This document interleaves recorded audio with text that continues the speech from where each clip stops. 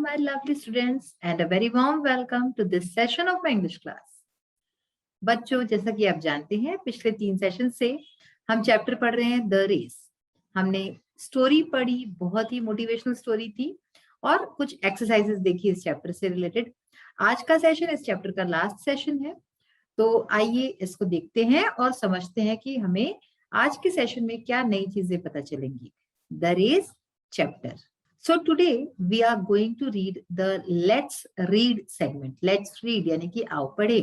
ये हमारा आज सेक्शन है। इसमें क्या होता है बच्चों की एक पोएम या एक पैराग्राफ कुछ ऐसा दिया होता है, उसको पढ़ते हैं and then we give answers related to the paragraph, poem, anything. Read the following passage carefully and answer the questions given under it. तो पैराग्राफ पढ़ते हैं और फिर इससे रिलेटेड कुछ हमारी एक्सरसाइज है, उसको देखेंगे हम। द ओल्ड कैट, क्या नाम है इसका? Old cat. ओल्ड का मतलब क्या हुआ यहाँ? पुरानी नहीं, बुड्ढी, है ना, जिसको हम बुढ़ा कहते हैं, तो ओल्ड होता है वो इंग्लिश में। द ओल्ड कैट यानी कि बूढ़ी बिल्ली। An old woman had a cat, the cat was old too, so she could not run quickly and she could not bite. One day the old cat saw a rat, she jumped and caught the rat, but because she had no teeth, she could not bite it. So the rat got out of the mouth and ran away.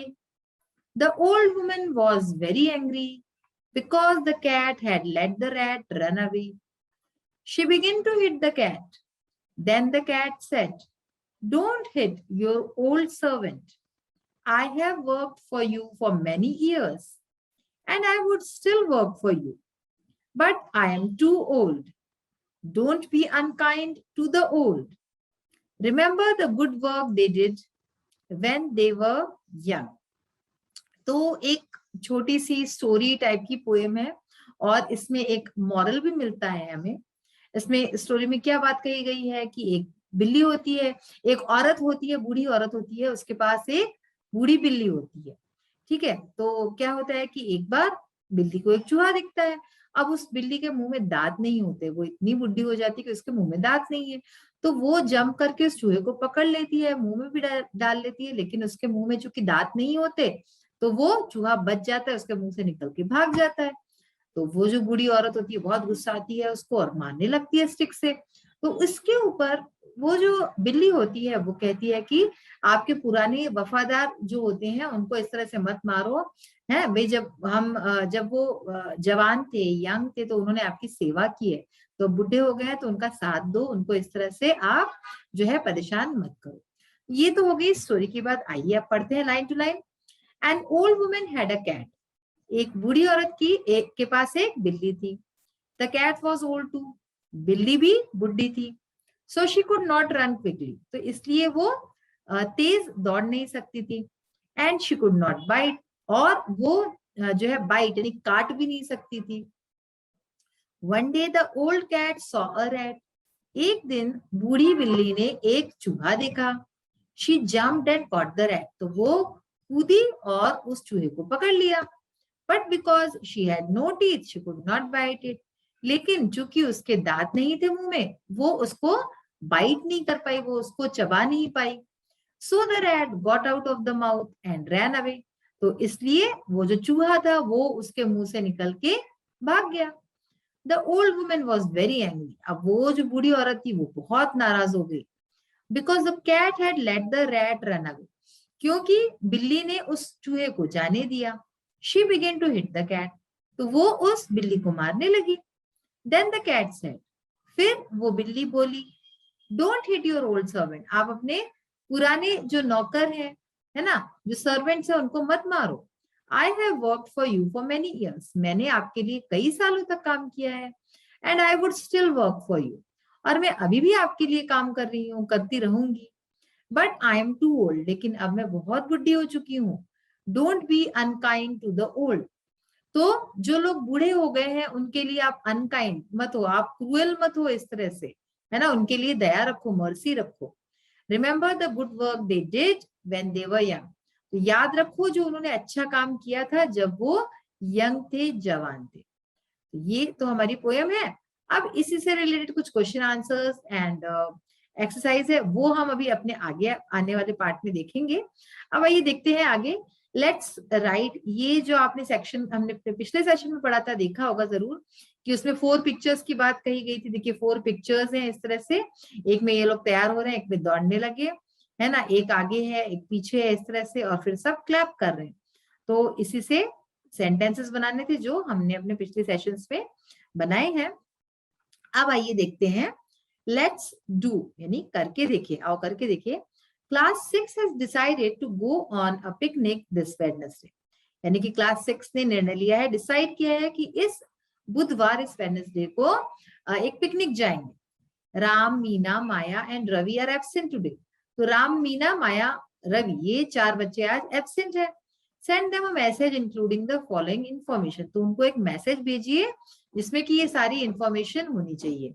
अब क्या information देखते हैं, the place of picnic, यानी कि picnic कहाँ जा रही है, the date and the day, कौन से दिन यानी कि कौन सी तारीख और कौन से दिन जा रही है, द फी अमाउंट, कितनी फीस लग रही है, द मीटिंग पॉइंट, कहाँ पे मिलना है सबको, the eating and playing materials, और खाने के और खेलने के क्या चीजें ले जाने, है ना।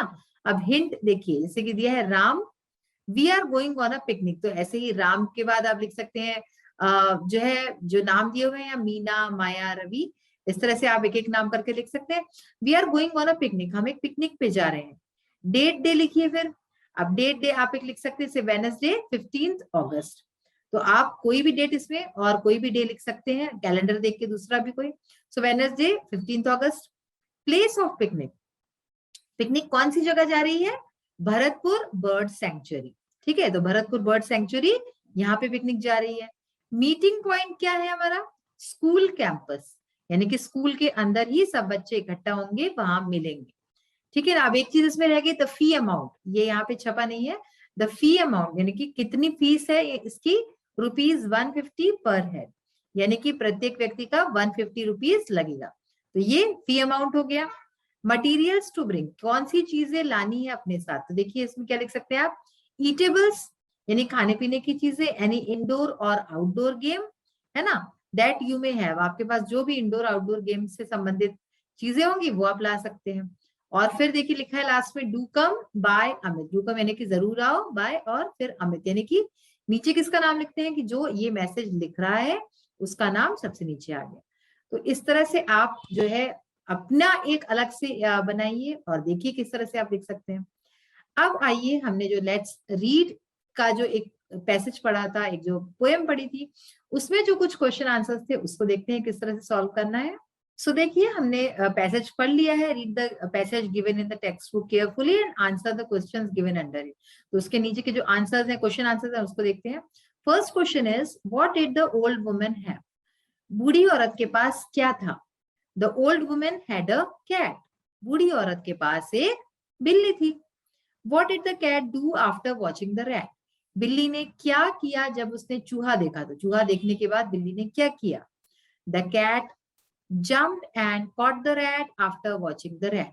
बिल्ली जो है कूदी और चूहे को पकड़ लिया जब उसने चूहे को देखा तो। Why was the old woman angry with the cat? बूढ़ी औरत जो है क्यों बिल्ली से नाराज हो गई, बिल्ली के ऊपर गुस्सा हो गई। The old woman was angry with the cat because the cat had let the rat run away. तो बूढ़ी औरत नाराज हो गई बिल्ली से क्योंकि जो बिल्ली थी उसने चूहे को जाने दिया, वो भी उसमें उसकी बेचारी कोई गलती ही नहीं थी, है ना, उसके मुंह में दांत नहीं थे तो वो उसको खा ही नहीं पाई, तो चूहा निकल के भाग गया। तो बिना गलती के भी उसने इसीलिए जो औरत थी वो उससे नाराज हो गई कैट से अपने। How did the cat reply the old woman, किस तरह से बिल्ली ने बूढ़ी औरत को जवाब दिया, किस तरह से क्या उसने आंसर दिया उसकी बात का। The cat replied the old woman, तो बिल्ली ने बूढ़ी औरत को जवाब दिया। अब इसमें आपको क्या करना है, जो भी जितना आपने चीजें देखी थी कि उसने क्या क्या रिप्लाई में लिखा, वही सारी चीजें हमने यहाँ पे लिखी है। Don't hit your old servant. I have worked for you for many years and I would still work for you. But I am too old. Don't be unkind to the old. Remember the good work they did when they were young. तो ये सारा मैंने अभी आपको समझा दिया है कि किस तरह से इसमें क्या चीजें हैं कि बूढ़े अपने सर्वेंट को, बूढ़े नौकर को मत मारो, मैंने आपके लिए कई साल तक काम किया है और अभी भी काम कर रही हूँ, और जो लोग बूढ़े हो जाते हैं उनके लिए आप क्रूएल मत हो, अनकाइंड मत हो, और जो अच्छा काम उन्होंने किया है अपने जवानी में तो उसको याद रखो। ये सब बातें उसने, बिल्ली ने अपनी जो बूढ़ी लेडी थी उससे कही।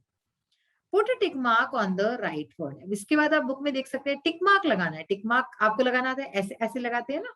तो देखिए यहाँ पे मैंने जो येलो पोर्शन आपको दिख रहा है वो करेक्ट आंसर है, तो आपको क्या करना है, येलो वाला जो पोर्शन है उस पर टिक कर देना है। ठीक है, आइए पढ़ते हैं। The old woman had an old cat rat. दो ऑप्शन दिए हैं, जो सही ऑप्शन उस पर टिक करना है। बूढ़ी औरत के पास क्या था, बूढ़ी कैट थी या रैट था, यानी बिल्ली थी या चूहा था। तो बिल्ली कैट थी, तो इसके ऊपर आप टिक लगाएंगे। The cat jumped and saw caught a rat. बिल्ली कूदी और उसने चूहे को क्या किया, देखा। सॉ यानी देखा, या फिर कॉट यानी पकड़ा, तो उसने पकड़ा ना, तो कॉट हो जाएगा, इस पे टिक करेंगे आप कॉट पे।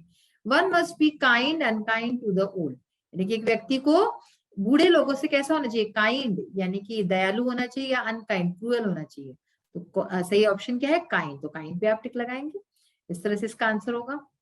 तो बच्चों आज जो है हमने देखा कि किस तरह से आपको पढ़ के कोई भी पैसेज है या कुछ भी ऐसा है तो आपको पढ़ के आंसर करना आना चाहिए उस चीज को, ये हमने देखा। आज का सेशन यही फिनिश करती हूँ। We will meet in the next session with a new chapter. So till then take care of yourself, have a nice day, thank you and bye bye.